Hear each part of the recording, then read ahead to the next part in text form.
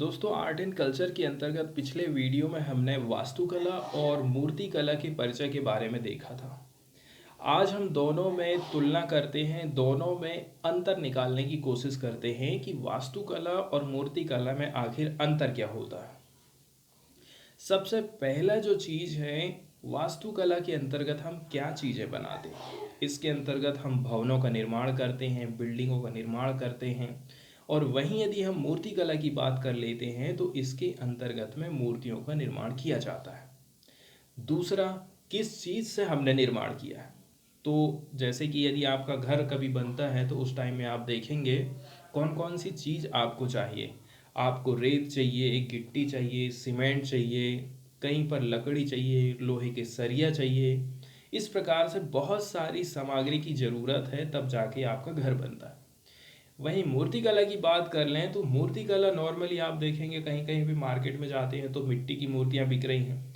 कहीं पर तांबे की मूर्तियां हैं, कहीं पर सिल्वर की हैं, कहीं पर सोने की मूर्तियां हमको दिखाई देती।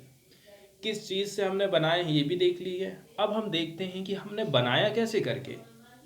यदि मैं खुद अपनी बात करूं, क्या मैं भवन का निर्माण कर सकता हूं? तो ये तो मेरे लिए मुश्किल काम है। ठीक है, क्योंकि इसके लिए हमें इंजीनियरिंग की ज़रूरत है, हमें इसके लिए गणितीय फॉर्मूले की ज़रूरत भी पड़ती है, मेज़रमेंट की ज़रूरत पड़ती है। वहीं मूर्तियों की हम बात करें तो इसमें मेज़रमेंट पर उतना ज़्यादा इसमें फोकस किया जाता है रचनात्मकता के ऊपर। ठीक है, तो रचनात्मकता का ज़्यादा यहाँ पर ध्यान दिया जाता है मूर्तिकला में।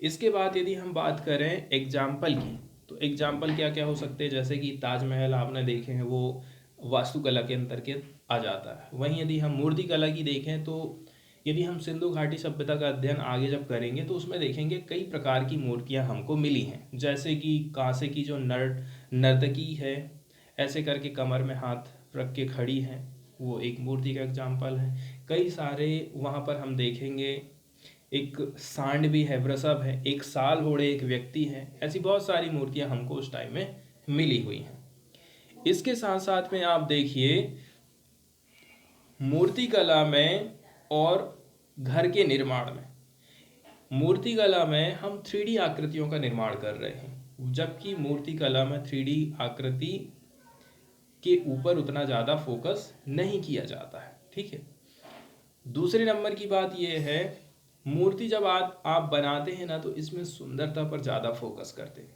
और यहाँ हम ये देखते हैं कि हमारा जो घर है ना एकदम परफेक्ट होना चाहिए। वास्तुकला के अंतर्गत जो हम चीज़ बनाए हैं, जैसे कि मैं अपना घर बनवाया तो मेरा जो घर है एक जगह में परमानेंट रहेगा, स्थायी चीज़ें बनाते। और दूसरी, मूर्तिकला के अंतर्गत हमारी जो चीज़ें हैं वो गतिशील रहती हैं। आज इस कमरे में मूर्ति रख दी है, कल उठा करके दूसरे कमरे में मूर्ति रख देंगे। तो अस्थायी किस्म की वस्तुओं का निर्माण किया जाता है मूर्तिकला के अंतर्गत। अब इसमें हमें अच्छे खासे स्किल्स की भी रिक्वायरमेंट है। ठीक है, कई आजकल तो ऐसा हो गया, प्रोफेशनल काम हो गया कौन सा आर्किटेक्चर वाला। और वहीं आपको कोई डिग्री की ज़रूरत नहीं पड़ेगी यदि आप मूर्तिकार बन रहे हैं। गणेश जी की मूर्ति बना बना करके लोग बेचते हैं, सांचे में डाल डाल के बना करके बेचते हैं। तो उतनी ज़्यादा स्किल की रिक्वायरमेंट यहाँ पर हमको नहीं होती है। बस आपकी मूर्ति खूबसूरत दिखना चाहिए, हो गया। ठीक है, इसके अलावा प्राइस को लेकर के भी कुछ अंतर हो सकता है। जैसे घर की कीमत ज़्यादा होती है और यहाँ पर आपकी मूर्ति की कीमत कम है। आपका जो घर है टाइम के साथ साथ में उसका प्राइस बढ़ते जा रहा है, लेकिन मूर्ति का जो प्राइस है वही है।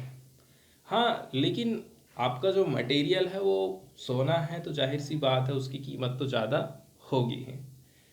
इस प्रकार से आप देखे हैं कि प्राइस में क्या अंतर रहा है। अब हम साइज की भी बात कर लेते हैं। मूर्तियाँ हम देखते हैं, अब हर जगह तो हमें सरदार वल्लभ भाई पटेल स्टेच्यू ऑफ यूनिटी जैसी मूर्तियाँ तो नहीं दिखती हैं।